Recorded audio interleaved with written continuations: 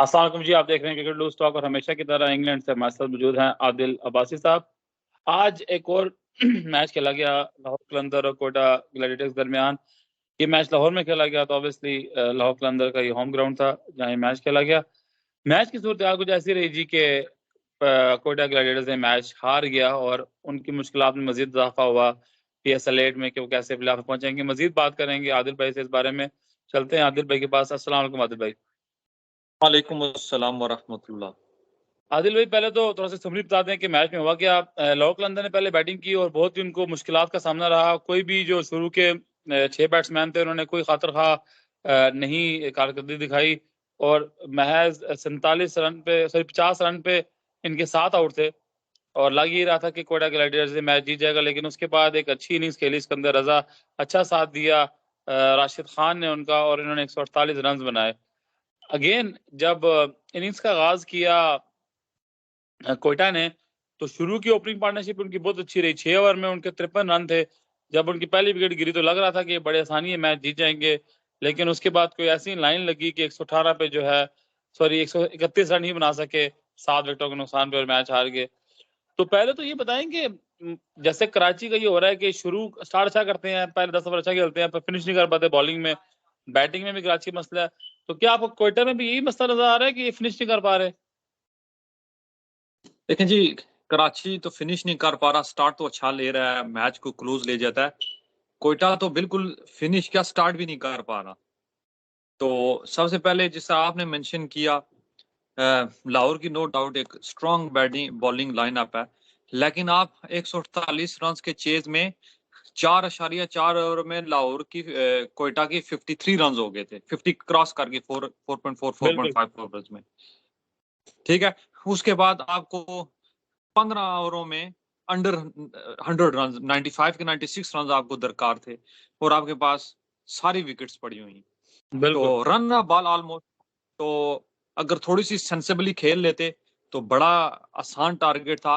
और दूसरी जो सबसे बड़ी वजह है, इफ्तिखार के जो परफॉर्म नहीं कर रहे, क्योंकि इफ्तिखार के में बड़ा बहुत ज्यादा इन्हिसार था। और तीसरी चीज जो मैं यहाँ पे मेंशन करूंगा, सरफराज पिछले मैच में रन बॉल खेले, आज के मैच में भी है, उनसे शॉट इस तरह लग रहा था कि लग ही नहीं रही।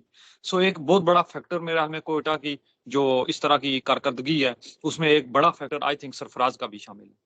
तो आप मतलब इसका मतलब ये है कि जैसे हम बात कर रहे थे कि सरफराज को, अब आपने, मुझे याद है पिछली वीडियोस में बात की थी कि ये एटलीस्ट ये PSL कंप्लीट कर लें फिर स्टेप डाउन करें। लेकिन आपका नहीं ख्याल कि अभी भी 4 मैचेस पड़े हुए हैं, स्टेप डाउन करें, किसी और को चांस दें, कप्तानी चेंज हो, थोड़ा सा टीम में मोराल बेहतर हो और अगले 4 मैचेस बेहतर खेल सकें? अभी भी आप उसी स्टांस पे खड़े हुए हैं कि नहीं जी ये PSL कंप्लीट हो जाए?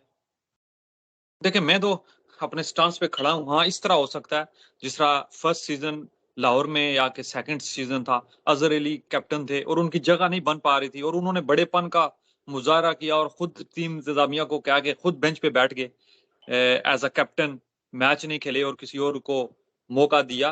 तो इस तरह की भी चीज की जा सकती है जो आई थिंक कोयटा में या सरफराज तो आई डोंट थिंक सो उस तरह का करेंगे।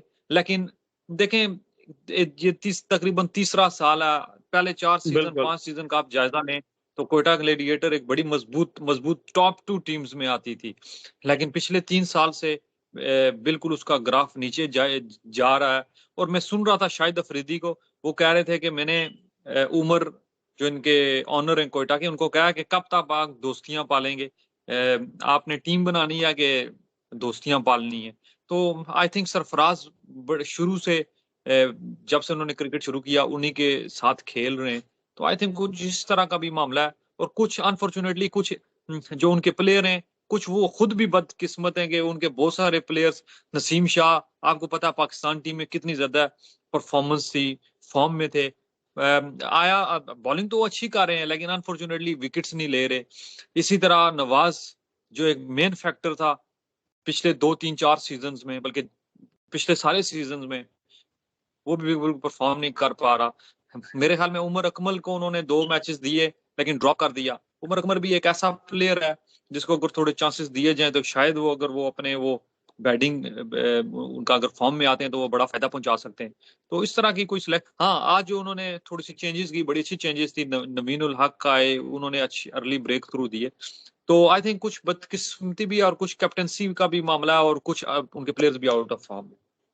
चलिए, अगर हम इंडिविजुअल परफॉर्मेंस की बात करें, जैसे कि हमने पहले बात की थी कि सिकंदर रजा जो है वो सारे उनको खिताब दे रहे हैं कि कलंदर का सिकंदर, उन्होंने बहुत ही जबरदस्त इनिंग्स खेली। एक तो उन्होंने 71 रन बनाए, लेकिन उनका स्ट्राइक रेट भी 208 का था, मतलब ऑलमोस्ट जो है ना हर बॉल पे 2 रन का उनका स्ट्राइक रेट था।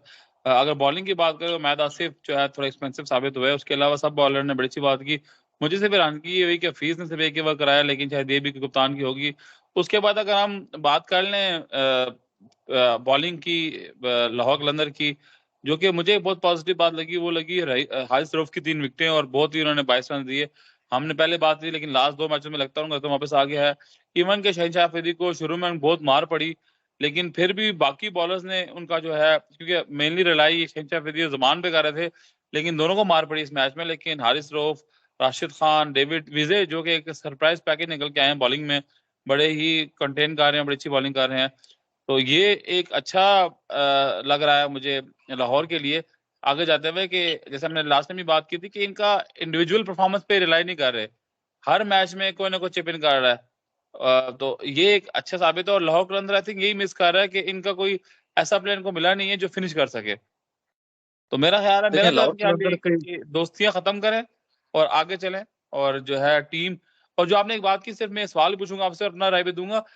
जो कोटा ग्लैडिएटर्स है, पहले 5 से बहुत अच्छा खेल आखिर 3 सीजन खराब खेल रही है, उसकी सबसे बड़ी वजह ये भी है कि बाकी टीमों ने बहुत इंप्रूव किया है और ये अभी तक वही दोस्तियों में चले जा रहे हैं। क्या कहेंगे आप इस बारे में? देखें, पहले लाहौर की बात करें, लाहौर की जितनी तारीफ की जाए कम है। और ये जो आज की जीत है, इससे बहुत ज्यादा कॉन्फिडेंस उनको मिलेगा, क्योंकि जब कोई टीम 50 पे 7 आउट हो जाए तो उसका जो कम बैक करना होता है तकरीबन नामुमकिन होता है। लेकिन सिकंदर रजा और राशिद खान ने क्या नाम, पार्टनरशिप की। राशिद खान ने बड़ी जबरदस्त पार्टनरशिप की और आखिर में चीटिंग की। सो ये तो तकरीबन ज्यादातर पता था कि अगर 140 को ये क्रॉस करते हैं तो इनके पास मुश्किल चांस हो होगा, जाएगा। क्योंकि बिल्कुल। इनकी जो बॉलिंग लाइनअप है वो बहुत तगड़ी है। लेकिन इसके बावजूद जो कोटा को चांस मिला था, जिस तरह की ओपनिंग पार्टनरशिप हुई थी, तो अगर थोड़ा सा सेंसिबली खेलते तो उनको मैच जीतना चाहिए था। बाकी आपने जो बात मेंशन की है, बिल्कुल यही बात है। मेरे ख्याल में सारे चाचे पिक किए हुए हैं उन्होंने। अगर आप स्क्वाड को देखें, जब आपके पास एक अपॉर्चुनिटी थी, एहसन अली एक यंगस्टर इंजर्ड हुआ था, तो आपने हफीज को पिक कर लिया और हफीज को फिर आप यूटिलाइज भी नहीं कर रहे। किसी मैच में 1 ओवर करा रहे हैं, किसी मैच में वो 8वें नंबर पे बैटिंग कर रहे हैं। तो उस वक्त आप अगर जायजा ले लेते कि हमारे में किस चीज में कमी है, तो उससे रिलेटेड आपके पास एक ऑप्शन था, वो प्लेयर आप पिक कर लेते तो शायद आपको कोई फायदा हो जाता। लेकिन सारे आपके सामने है। अब आप पेशावर जल्मी को देख लें, आई उन्होंने थिंक यंगस्टर्स आपने पिक बड़ा किए। अच्छा सेंटेंस बोला, सारे चाचे पिक किए, ये I think line of the day होगी। सब चाचे पिक किए हमने। बाकी सॉरी, आप बात नहीं, कर आप रहे, राग के बारे में बात कर रहे थे आप। बाकी ये पीएसएल मुझे बड़ी खुशी है कि इस पीएसएल में ये पहला पीएसएल है जिसमें जो यंग बॉलर्स की जगह यंग बैट्समैन ज्यादा आपको वो लग रहे हैं। मिल हाँ, रहे हैं। ऐसा हमारे लिए अच्छा ही है। जी, एहसान एहसान खान जरूर हैं, बड़ी अच्छी परफॉर्मेंस कर रहे हैं, लेकिन ओवरऑल यूजुअली बॉलर्स का बहुत ज्यादा होता था, लेकिन इस दफा थोड़े बैट्समैन नजर आ रहे हैं कि उनका ज्यादा जो चार्म नजर आ रहा है। तो इस तरह अगर चाहिए था कि कोयटा को फीस की जगह या तो फीस को यूटिलाइज करें, और यूटिलाइज भी नहीं करते, और उनकी वो एज भी नहीं है। उनको चाहिए था कि कोई अच्छा उनकी रिप्लेसमेंट, एहसन अली की रिप्लेसमेंट कोई यंगस्टर, कोई अच्छा, कोई डोमेस्टिक, कोई अच्छा जो है ना प्लेयर पिक करते। चलें जी, अब बात कर लेते हैं टेबल की सूरत हाल। तो Lahore Qalandar I think almost playoff में पहुंच चुके हैं, 10 पॉइंट हो चुके हैं 6 मैचेस में। बहुत ही अनफॉर्चुनेट होगा अगर ये बाहर हो जाए इस टाइम पे। और मुल्तान सुल्तान, इस्लामाबाद यूनाइटेड, पेशावर जर्नी, आई थिंक बाकी सब कुछ वही है, वैसे ही है। आई थिंक कोटा के लिए मजीद मुश्किल हो चुकी हैं, अभी तक 6 मैचों में 2 ही पॉइंट्स हैं उनके लिए। आई थिंक बहुत ही मुश्किल चांस है कि वो क्वालिफाई कर सकें। Same goes to Karachi. Karachi की बात करें तो कल कराची का मैच है जी इस्लामाबाद यूनाइटेड के साथ। तो आई थिंक कराची के लिए आखिरी मौका है कि अगर कल का मैच जीते हैं तो शायद वो इस टूर्नामेंट में रहेंगे। अगर खुदा ना खास्ता कल का मैच भी हारते हैं तो वो इस टूर्नामेंट से बिल्कुल बाहर हो जाएंगे।